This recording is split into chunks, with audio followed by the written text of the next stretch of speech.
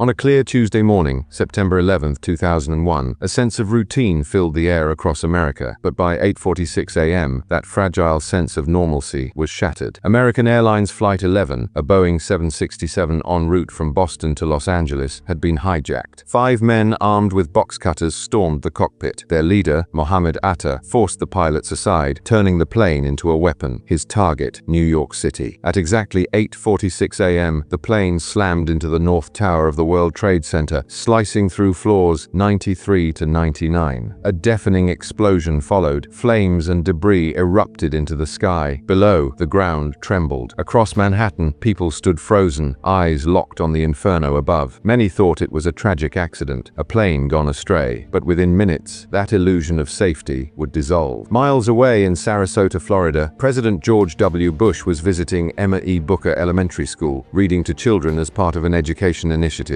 At 8:50 a.m., an aide leaned close, whispered in his ear, and told him, "A plane has hit the World Trade Center." Believing it to be a small private aircraft, Bush nodded, calm but concerned. He chose to continue with the visit, unaware that the world was spiraling toward chaos. At 9:03 a.m., terror struck again. United Airlines Flight 175, a second hijacked Boeing 767, smashed into the South Tower. The impact, captured on live television, created a fiery explosion that tore through floors 77 to 85. There was no mistaking it now. This was no accident. This was an attack. In Sarasota, Chief of Staff Andrew Card approached the president and whispered words that would shake the nation. "A second plane has hit the second tower. America is under attack." For 7 long minutes, Bush remained seated, listening to children read. His face reflected a mix of shock and restraint. Outside that classroom, the world burned. At 9:37 a.m., American Airlines Flight 77, hijacked and deadly, crashed into the west side of the Pentagon. The Boeing 757 had been on its way from Washington Dulles to Los Angeles, but mid-flight, it was turned into another instrument of destruction. The explosion ripped through reinforced walls, engulfing the Pentagon in flames. 64 souls aboard were lost, along with 125 military and civilian personnel inside. A symbol of America's military might was now ablaze. As chaos reigned, another tragedy was unfolding. United Airlines Flight 93, delayed by 42 minutes, took off from Newark at 8:42 a.m. By 9:28 a.m., 4 hijackers had seized control, turning the plane toward Washington, D.C. But this time, the passengers knew. Through desperate phone calls to loved ones, they learned of the earlier attacks. They understood their fate and chose to act. Led by Todd Beamer and others, passengers mounted a resistance. "Let's roll," Beamer said as they stormed the cockpit. At 10:03 a.m., the plane plummeted into a field near Shanksville, Pennsylvania. The target, believed to be the White House or Capitol, was spared, but it came at a price. At 9:42 a.m., the Federal Aviation Administration, FAA, made an unprecedented decision. All civilian aircraft in U.S. airspace must land immediately. Planes descended onto runways across the country. For the first time in history, U.S. skies fell silent. Back in New York, the Twin Towers burned. Steel beams, weakened by the intense heat of jet fuel-fed fires, began to bend. At 9:59 a.m., the South Tower collapsed. 56 minutes after impact, it fell in a roaring avalanche of steel and ash. People on the streets below ran, engulfed in clouds of dust and debris. Then, at 10:28 a.m., the North Tower followed. After standing for an hour and 42 minutes, it too crumbled. The iconic skyline of New York was no more. The tower's collapse claimed thousands of lives, leaving a city and a nation forever scarred. By the end of the day, nearly 3,000 souls were lost. Workers, travelers, first responders, families were shattered. The world looked on in horror. President George W. Bush addressed the nation that night, his voice steady but resolute. "Freedom itself was attacked this morning by a faceless coward, and freedom will be defended."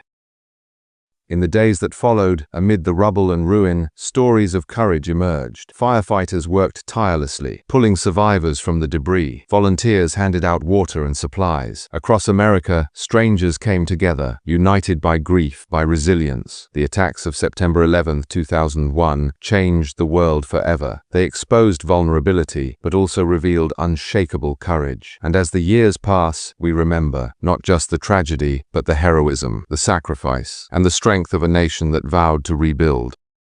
But this is not the end. The tragedy of 9/11 shook America to its core, but it also sparked an unrelenting mission to find and bring to justice the mastermind behind the attacks, Osama bin Laden. How did the United States track him down? What clues led them to his hiding place? And how did USA capture world's most wanted, Osama bin Laden? These are the questions we'll answer in our next video, coming soon. Don't miss it. Subscribe now and stay tuned, because the hunt for Osama bin Laden is a story of resilience, courage, and justice you have to hear. This journey is far from over.